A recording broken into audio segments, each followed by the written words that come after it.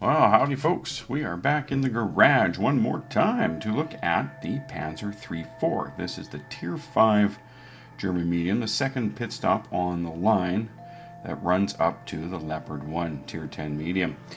Now the Pz.III is one of my all-time favorite tanks in PC side. I have hundreds and hundreds of battles in this tank on the PC side, and I was very happy to see that it was coming to BLITZ. Yeah, I might even like it better in BLITZ than I did in PC. I'll tell you, this thing has got thicker armor than the T-34. It has very decent, on the hull that is, and it has very decent sloping on all of its armor, except maybe the rear, which is fine. You should be facing your enemy, not running away. But yes, excellent slope on the armor. Very good mobility, again second only to the T-34, and then not by much at all. It is a very capable tank. The 75mm gun, while a little, it's 110 on penetration, so it's pretty good for anything in its tier. 160 damage, not bad. Yeah, it gets by, and I'll tell you, I can do all right in this tank. The mobility is and the ability to get a bounce in here and there. You'll see in the replay we get some bounces, and it's very gratifying when you do. Yeah, great sloping. Well, we've got a good replay here, and then after that we'll have a very quick run through of the stats from the battle, and then we'll get into the specs of the 3-4, including some armor inspector looky-loo. So why don't we get to that replay right now. Alright, let's go indeed. So, where to go? Got a Stug here behind us. I'm thinking to go up the hill here, but only one guy going this way. The 3001H, he's going to need help. We've got quite a few headed up the hill, so that's probably good. We're going to go this way. So we will head east across the south end of the map. And he's a little slower than us, so we're going to push ahead and move right into the corner so we can see northwards, see if anyone is coming down this way approaching. And get there before they get here. They can drive into our guns instead of us driving into their guns. Alright, so far nothing. Okay, nope, I don't see anything yet. Still nothing. Still nothing. Nobody on the mini-map at all. Nope, I don't think anybody's come this way. Oh, there we go. Across the way. Well, look at this. Holy cow, we even got the berm in front of us. This looks too easy. Oh my goodness. Wow, if they ignore me, this is going to be really good fun. Boom! Whoa! Targets everywhere. What can you do? I've damaged all three of those tanks so far. Su-85 still sitting there. Oh, looks like that one hit the dirt after he dropped out of view. Oh, he's back. Oh, where's he going? Oh yeah, another one for him. That Hellcat's a juicy target. Oh yes, higher on the damage roll. It's nice. And boom! Oh, that one just hit his corner where his plates come together, and it bounced off. Okay, I don't look like a miss. No indications. Oh, there's our 3001H beside us. Oh, you moved at just the right time there, T-34. Okay. Bam. Yes, good hit. Good hit. Oh, there's... Oh, look, we can get him out. Oh, yeah. You may be the best burrito, but I'm the killer. Okay. M6. Now we hit the dirt too, yeah? So now let's move out of our 3000H's way a bit here, give him some more room. Oh, a good one in the back of the T-34. He is just about done. On a bare minimum of hit points remaining. Oh, here he comes again. Can I get him? No. Our Yank Panzer IV got him just before my shell landed. Oh, well, that's good. Gotta share it up. Those are T-29. Yeah. That's a good shot. That one dropped just in the nick of time where it should have. Ooh, bounce off the front of the M6. Nobody in sight at the moment. Put another one out there. I'd say it hit him, but I don't know if it did any damage. No indicators. Oh. M6. Ah, I'm totally in the dirt. That was bad aiming on my part. Oh, M6 is coming down here. I don't believe any of them have spotted us from way over here. Oh, we gave him a good one there. That was the T-29 and the M6 down the hill. It hit him, but bounced. 29. Damn, goes my last round of APCR. It made no difference because I hit him in the treads. Okay. That looks like I hit the dirt, even though he's sitting right there. I don't know. Oh, yeah, wait for that one. Yeah, this is just not working out. We're going to have to move up. Two of them down there on the road. Our T-20's down there. Oh, he's taking a bit of a beating. Let's see if we can get up here and support him quickly. Anybody else out here? No, looks good. Okay, let's move up. Oh, T-20 down. Too bad. Oh, here comes their 3-4. Crazy driver. Oh, I do want to get shot by that T-29. Get out of the way. Took a hit from the other guy, but now that he's... Boom! I wanted to wait till I was out of the line of the T-29's gun before I stopped, take a shot of that 3-4. That worked out quite well. Okay, I don't see that M6 anywhere. Strange. Looking here. Oh, now how the heck did he get there? I must not have been able to see over the crest of that hill. That's fine. Let's swing around here. Maybe we can get behind him. No, he's jumping down. I'm going to head him off at the pass here. And he's waiting. Boom. Oh, and we bounce one from him. Boy, I love that hollow sound. Knowing that you didn't take any damage. Gun depression. Oh, we took a hit from him. We bounce off him. Let's get around him here where he's a little softer. Boom. Boy, I think we took that shot just in time. He was about to shoot us. Now, what's left here? Okay. Look, just the T-29. And he's going after our 3001H, so we are going to have to get over there. I do not believe 3001H can deal with him on his own. 3001H can certainly pen him, but more hit points are being taken by the T-29s. Boy, we don't have many shots at his front, or the side of his turret for that matter. Gun depression would not allow... Oh, yeah, we shoot the dirt. Couldn't get on him with a gun depression. We have some here. Oh, yeah. Right in the back of the helmet. Well. Ooh, and that bounces off his turret. Pull away if we can get one in behind here. Oh, jeez. Bounce it off the side of his hull there. Take that track out. Hold him in place for a bit. So he can easily outpace his turret rotation. Poor guy, he's got nowhere to go and can't really get away from us. Last shot here. Oh, see ya later, buddy. Alright, that's the battle. Let's go look at some statistics.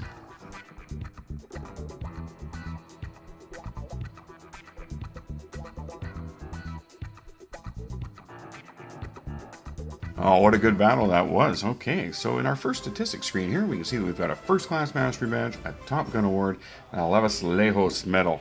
I'm probably saying that wrong, but we'll have a look at those in just a moment. Now, without a premium account, we did receive 866 experience points and a healthy gross of 36,895 credits. Mastery badges are awarded for mastery in controlling an armored vehicle, and to qualify for a first-class mastery badge, players must earn more experience in battle than the average highest experience of 95% of players who have fought in this vehicle for the previous 7 days. Top Gun awards are awarded for destroying more enemy vehicles, at least 4, than any other player in the match. Levis Lejos medal is awarded for destroying 2 enemy tanks or tank destroyers with a medium tank in one battle. Enemy vehicles must be at least 1 tier higher than yours. And the team stats table reveals that we are firmly in first place for this match, with 2,277 points of damage dealt, 4 kills, 866 experience points, and 3 awards. On the other team, their T-29, the guy I was fighting at the end there, he was their best player at 1,176 points of damage dealt, 1 kill, 357 experience points. The Statistics tab under the battle results reveals that we fired 34 shots, 25 of which were direct hits, 17 of which did penetrate and damage our enemy. We damaged 6 enemies and destroyed 4 of them, causing 2,277 points of damage in the process. We received 3 hits, 2 penetrated, 1 did not. And the credits tab reveals that we grossed 36,895 credits. That's without a premium account. Repairs were 2,749 credits. To resupply the ammunition, 16,030 credits, and that is because we did end up firing off our 5 rounds of APCR. And our consumables to resupply was 5,700 credits, leaving us with a decent net of 12,416 credits. And last, but certainly not least, without a premium account, we did receive 866 experience points. Reward for mission completed, 866 points. I did not see what mission that was. Free experience, our good old stack them up saving for later buddy, 43 points. And crew experience of 866 points. Right on. Okay, folks, what I thought we might do here is just kind of have a look at some of these specs for the Pz.III. Now, right up front, we've got the hull armor is 60 millimeters thick, and the turret front is 50 millimeters thick. Move over to the sides. Side hull is also 60 millimeters thick. The turret drops down to a fairly flimsy 30 millimeters. Not that great. Move to the rear of the tank, and the hull is at 40. Yeah, again, not so hot. And the turret is also 30 at this point. What we should note, if you look at the sides of the tank, the angle there, look at the slope on the upper, the next one there, these plates in the front, even the lowest plate has a pretty decent back slope. But the sloping on the armor on this tank is what makes this armor much more effective. And we'll have a look at that in Armor Inspector in just a moment, so you can really see what that angle, how much more than 60 that becomes. So we can also, let's move on. Now I thought we'd have a look at the loadouts of the ammunition, consumables, and equipment I use on the Pz.III. And so I'd like to run the multi-purpose pack. I run that because it can be used more than once.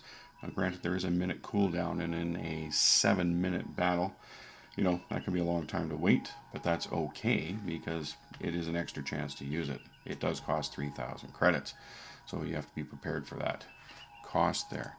The next one I like to run is the chocolate because of this 10% crew mastery, and it's for the whole battle. Costs 4,200 credits though, so but it does 10%. That's a lot. So you don't need to fool around for a few credits. You might as well get the good stuff.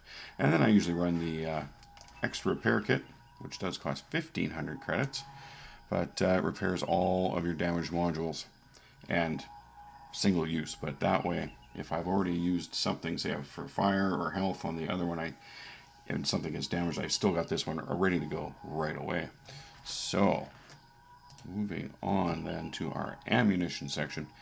Again, I don't usually run too much more than my standard AP. I put like here 5 APCERs just for those tough guys out front.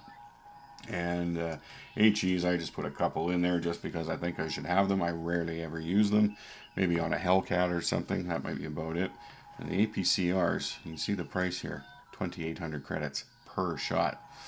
So that's really eats into your net earnings at the end of the day if you fire even 5 of those off on a tank like this at Tier 5. And the regular AP costs 70 credits. Far more reasonable and usually enough to be effective. Okay, equipamiento. So I like to run the medium caliber tank gun rammer. It reduces my loading time by 10%, which is great. The faster you can get loaded, the faster you can fire. You notice that modules on the Tier 5 medium does cost 120,000 credits. So, you've got $360,000 credits worth of equipment here, which is, it's a fair chunk of change at Tier 5 if you're making your way up. Now, next in line, we have the Enhanced Gun Laying Drive. Again, 120,000 credits, but it speeds up your aiming time by 10%. So there you go. You've got a gun rammer, and now you can aim 10% faster as well. It's a great combination to have. I also like to run the improved ventilation class 2. Again, 120,000 credits, but it adds 5% to all your crew skills, and you can bring that up with your 10% crew mastery with the chocolate. It's giving you like a Uber crew. They're as good as they can be, and that is an even bigger help when you aren't at, say, 100% crew level yet, because you're working your way up. So these things kind of fill those gaps in for you. Let's move on to some of the basic specs in this tank. What I'd like to show you first, I'd like to point out the hit points, the health pool, 680 hit points. That does give you enough fortitude to dash into harm's way and take a shot or two in order to get your goal accomplished. You don't want to stick around too long for some of the big guns, but this will give you enough to zip around. You're usually on the move in this tank anyway, so it's usually adequate. Now, if we let's look down at our, we're not looking at the armor because we already did that out front. So if we move down here to the maneuverability area, we can see that we have a weight of 25.42 tons, but we have 585 horsepower. Now, horsepower divided by weight gives us a power to weight ratio of 23 horsepower per ton, and that's pretty good, and that's why when you looked in the replay, that tank is pretty darn mobile, as you could see. It also has a nice top speed of 55 kilometers per hour, which allows you to get from one side of the battle to the other in a fair hurry, or back to the cap if you need to. Yeah, not like, say, if you were driving a Matilda. Once you're on a path in Matilda, you are stuck to that path because you will never get back where you started before the battle ends. Not that bad, but it's pretty darn slow. Now, traverse speed on the hull, 36 degrees. It's not the best, but it's very workable. This tank's pretty maneuverable, as you could see. Also, our turret traverse. Now, this is pretty special, 53 degrees. Even if you were tracked, no one's going to circle of death you without taking damage from you, because you will always be able to track them with your turret with a 53-degree rotation. Very nice. Now, I think let's move off and look at our gun. Now, right off the bat here, we can see we've got a rate of fire of 7.46 rounds per minute. Not too bad. However, when you apply that to 160 average damage, that only puts you in the 11 to 1200 damage range, which is pretty average for tier 5 mediums. However, against the T-34 with its awesome 57mm gun, you do not want to stand and fight with him, because if he can pen you, he's going to do that 19 times a minute, something like that, 16 to 19 times. His DPM is about 1600 DPM, so you want to watch out for those guys for sure, driving this tank. Now, the armor piercing at 110 millimeters, that pretty much covers just about anybody in tier 5. Anything, pretty much. Nobody's got 110 mils, so that's not bad. Now, our dispersion on this gun at 0.39. This is not a sniper gun, although you did see me taking some long-range shots and making them, but you also saw me missing them, and that's the reason why. Medium range, this is just fine. Nothing wrong with this gun. Aim time, 2.3 seconds. Not too bad. That's pretty good time. And then we've got our enhanced gun laying drive, as we saw earlier. Okay, we are done. And now, as promised, the armor inspector sequence. What I thought I'd show you first is what the Pz.III 4 looks like to a gun that is inferior to its armor. Now, on paper, I have up here the 5cm L60 that the Pz.III would use, and on paper it should be able to get through the front armor of this tank because it has 67 millimeters of penetration. However, this is the magic of angling your armor, folks.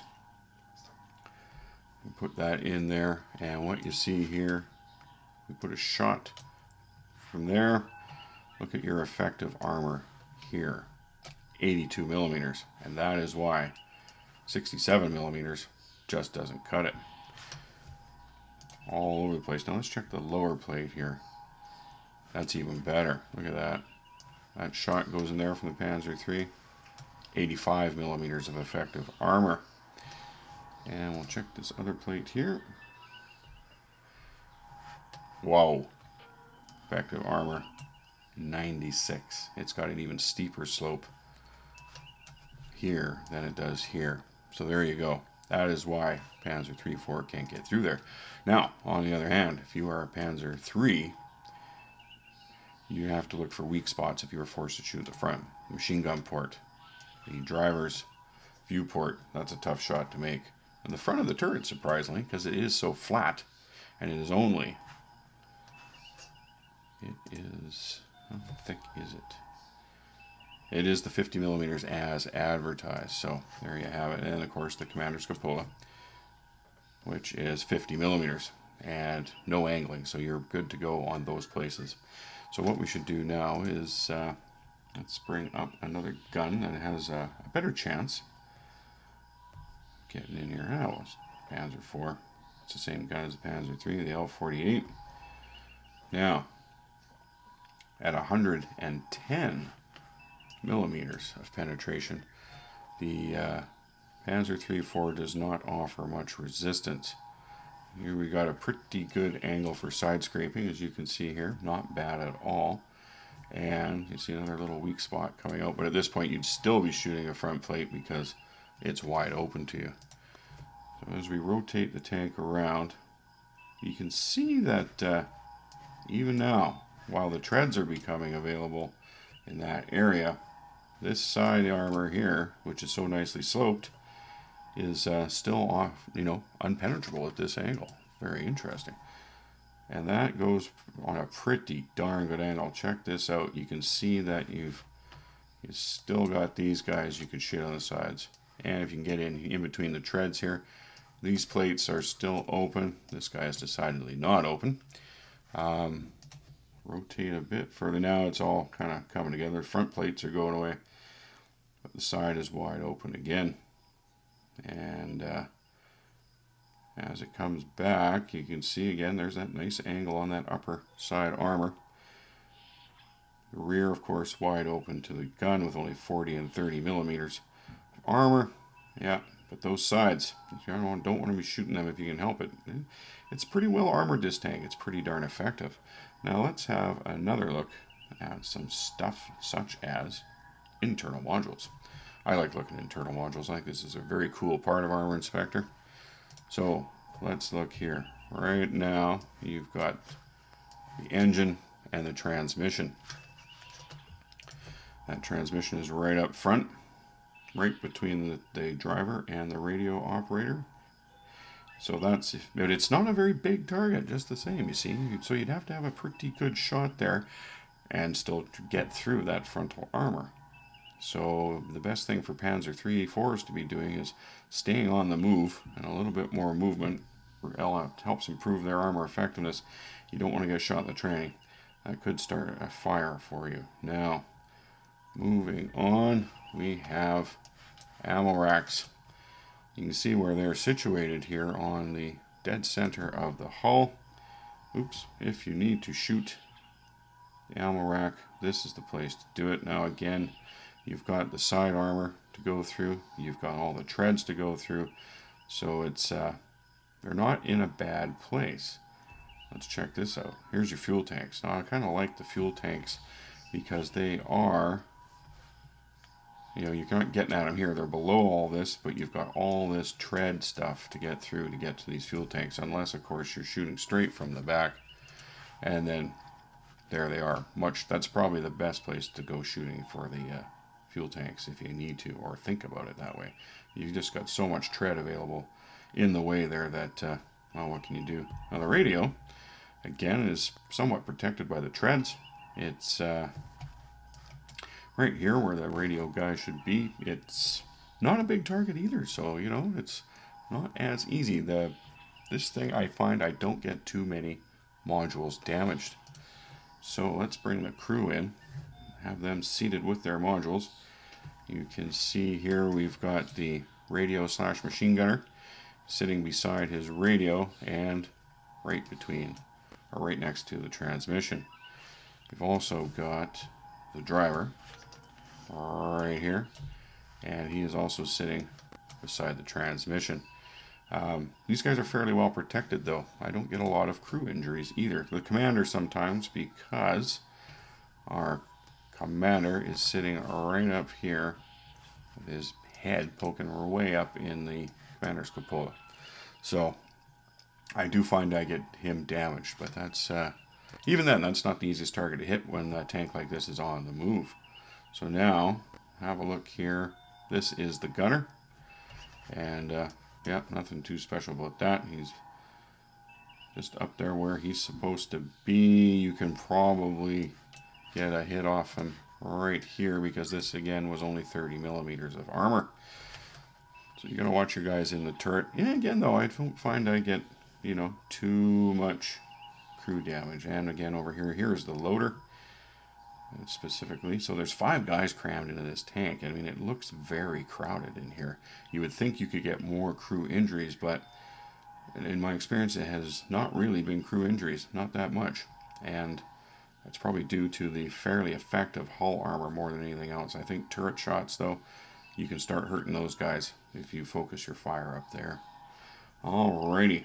Well, folks, I think that's about all we can look at in Armored Spectre. Let's move on. Well, folks, that is our huge-ass look at the Pz.III. This is a good tank. You can be very effective in this tank. It's a tough little bugger. It's got good armor, good sloped armor. I'm telling you, this thing is... I don't fear to get into situations in this tank. I know that this awesome sloping armor is going to hold up to a lot of stuff, but you'll want to stay on the move. The more movement you have, the better this sloped armor is, because the angles are always changing while you're moving, as opposed to someone being able to line you up square, take that shot. And especially you want to be on the move if you can, because your turret is pretty lightly armored. It's not the greatest up there at all, and you know, it's got some angles to it, but it's, I mean, the front is ever so slightly angled back, but it's pretty slab-sided, this thing. And your cupola up top doesn't offer a lot of resistance or protection to the commander, whose head is sticking right up in there. So yeah, I don't know, what do you guys think of the Pz.III? Some of you probably have it already, probably lots of you, but I'd be interested to know, maybe down in the comments, let me know what you think of this tank. This is one of my favorites. As I said, in PC land, I think I have 700 and almost 800 battles in this tank alone. It's just fun to drive. It's a great tank. Wow. If you like this video, folks, please consider hitting the thumbs up underneath. That would be fantastic. And if you really like our videos, why not subscribe? You'll get a notice every time I put a new one up, and that way you don't miss out on the new content. Alright, folks, thanks very much for coming by and watching this one. I will catch you later.